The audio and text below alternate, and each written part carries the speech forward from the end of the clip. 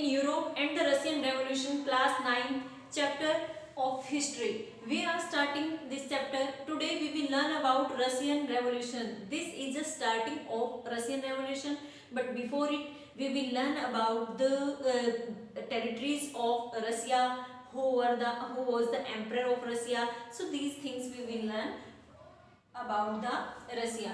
Starting from Russian Empire in 1914. 1914 there was a aristocracy emperor name was Tsar Nicholas second. So Tsar Nicholas second क्या थे? एक aristocracy emperor थे. और aristocracy होता क्या है? Who is not following any welfare of the people, who is not taking any decision related to the welfare of the people. कि और किसी भी टाइप की जो डिसीजन में है उनमें लोगों की कोई भी डिसीजंस के लिए उनके राइट्स नहीं थे उन लोगों को कि वो अपना पार्टिसिपेट वहां कर सके. तो एरिस्टोक्रेसी बेस पर वो क्या कर रहे थे? अपना किंगडम मोनार्की सिस्टम वहां पर हैंडल कर रहे थे. एंड उनकी वाइफ कौन थी? Alexandra. Alexandra was also from German origin. तो जर्मन ओरिजिन से बेस थी. This was Alexandra. So we will learn that कि जो हमारा रसिया है, रसिया में क्या है कि जो जार निकोलस सेकंड है उस टाइम में उनकी बाउंड्री, उनकी टेरिटरीज रसिया की कहां तक सराउंडिंग थी कि 1914 में अराउंड मॉस्को, मॉस्को के आसपास के एरियाज के साथ साथ it also include Finland, Latvia and Estonia, parts of Poland, Ukraine और बेलारूस के कुछ पार्ट भी कहाँ पे इंक्लूड होते हैं? जो रशियन एम्पायर था at that time these areas also include.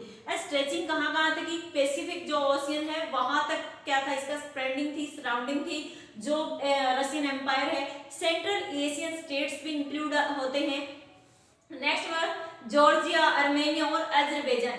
ये सब एरियाज किसमें इंक्लूड होते थे? रशियन एम्पायर को टच करते थे.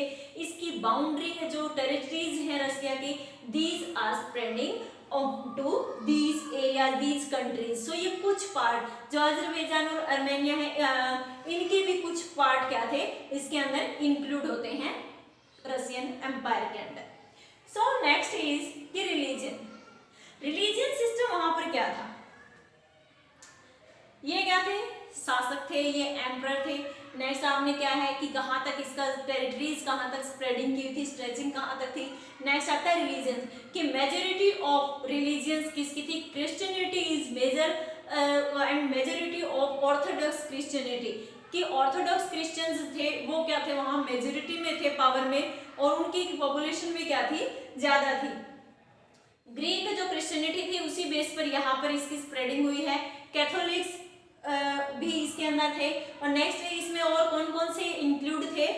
Protestant, Muslims and Buddhist. These religions people also live in Russia.